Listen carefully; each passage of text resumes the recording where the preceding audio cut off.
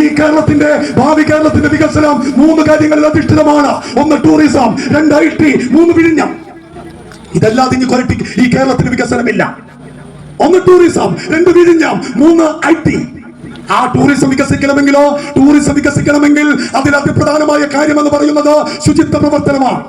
എന്തെല്ലാം തെറികൾ ചീത്തകൾ ഈ ജനപ്രതിനിധികൾ കേട്ടു. 50 രൂപ തരുന്നത് നെഞ്ചു പിളരുന്നത് പോലെ, നെഞ്ചു പിടയുന്നത് പോലെയായിരുന്നു തുടക്കത്തിൽ ആളുകൾ ചെന്ന ഹരിതകർമ്മ സേനാംഗങ്ങളോട് മോശം. ഇപ്പൊ എന്താ സ്ഥിതി?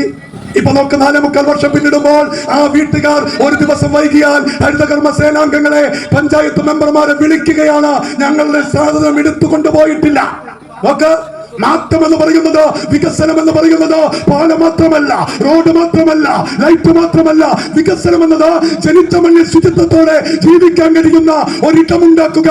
പഞ്ചായത്ത് രാജിലെ പഞ്ചായത്തിന്റെ അനിവാര്യമായ ചുമതലകൾ 11 അതിലൊന്ന് ശുചിത്വമാണ്. ആ ശുചിത്വ പ്രവർത്തനം ഈ കേരള കൊരട്ടി നടപ്പിലാക്കിയപ്പോൾ അത് സംസ്ഥാനത്തിന് മാതൃകയായി. എന്തെല്ലാം? കേവലം പ്ലാസ്റ്റിക് മാലിന്യമല്ല, 50 രൂപ ഞങ്ങൾ കഴുകി തരണം. ചില ആളുകൾ അല്ല, കഴുകി തരിക മാത്രമല്ല, ഈ കേരളത്തിൽ ആദ്യമായി കലണ്ടർ വെച്ച